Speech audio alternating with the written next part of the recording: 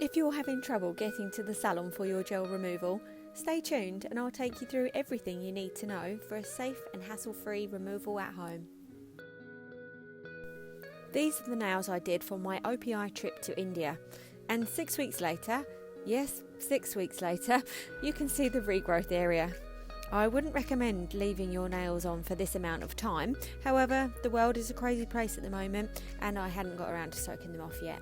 You'll see from my nails there are no chips or cracks, which shows the application was done correctly. The only damage you can see is my missing striping tape. At around the 4-week mark, one corner lifted of the tape and it was too tempting not to peel. I didn't plan to film this video initially, so I've already done the first step and buffed off the shine and brought down the length of the nails as well. This breaks the seal and allows the acetone to penetrate faster. This step isn't essential, it just speeds up the process, so don't worry if you're not too handy with a file and you want to skip it. As you can see, some of the nails I've purposely buffed down too thin to show you when you've gone too far. By doing this, you run the risk of damaging the natural nail. The only time buffing the nail is essential is if you have a no cleanse top coat on your nails. No matter how much you soak them, it will not dissolve unless you've buffed off the top coat first. You'll know if the salon used this if you notice that they didn't wipe the nails at the end of your service, and also if you have chrome nails, it's most likely to be a no cleanse top coat. I like to apply hand lotion to my hands and around the nail area to keep the skin moisturised before I use remover.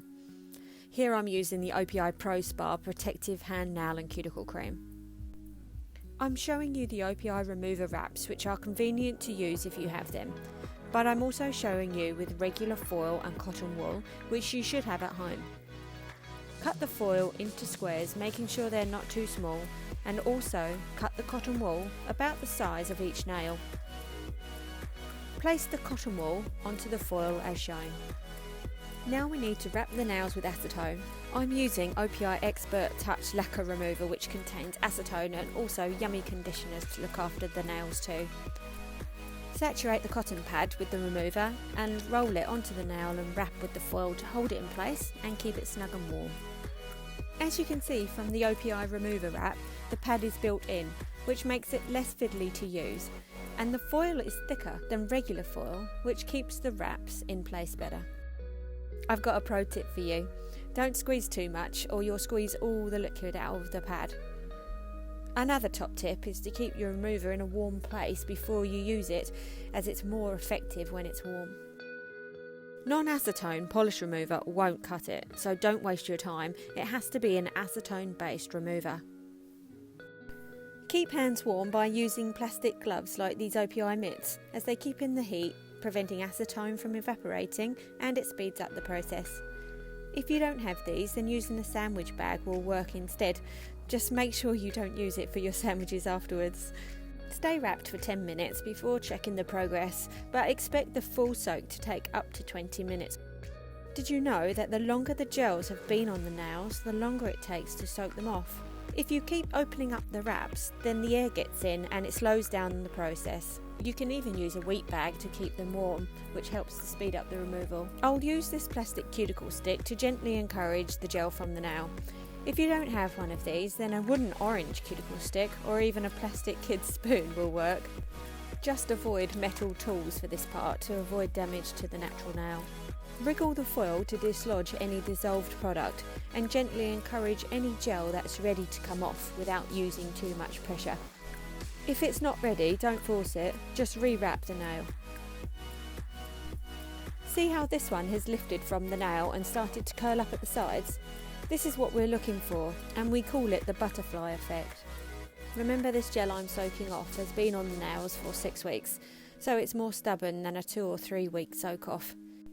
It just needs longer soaking to get that satisfying butterfly effect. So back to the first nail again, and that extra soaking has now fully lifted the product from the nail. The rest of the nails are also all off now, with a little encouragement.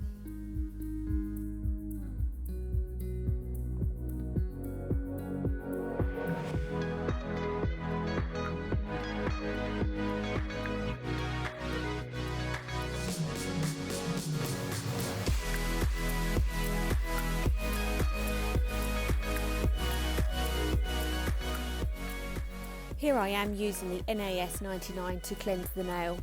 If you haven't got this product, then you can use isopropyl alcohol, and failing that, just wipe the nails with polish remover to remove any residue. If required, you can lightly buff the nails to smooth any rough areas. I'm showing you the OPI Edge 240 file and Flex 220-280 buffer. Try not to use anything rough on the natural nail to avoid thinning and unnecessary damage. Then wipe away any dust again.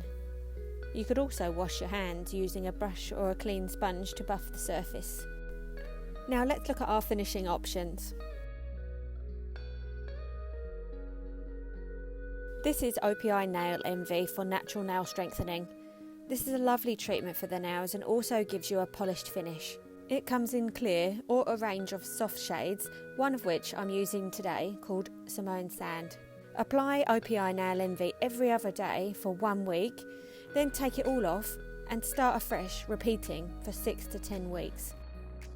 Alternatively, you can finish with just cuticle oil. This is the OPI Pro Spa Cuticle Oil in the dropper bottle, which is more fluid than the OPI Cuticle Oil to go, which has a more jelly-like consistency, making it easy to apply on the go with its built-in brush and squeezy tube, which pushes the oil into the brush to wipe it onto the nails. Massage the oil into the nails, giving you a natural, moisturised, low-maintenance finish.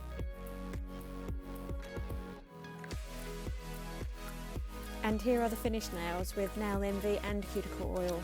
You can also paint the nails with regular polish or infinite shine to provide some protection.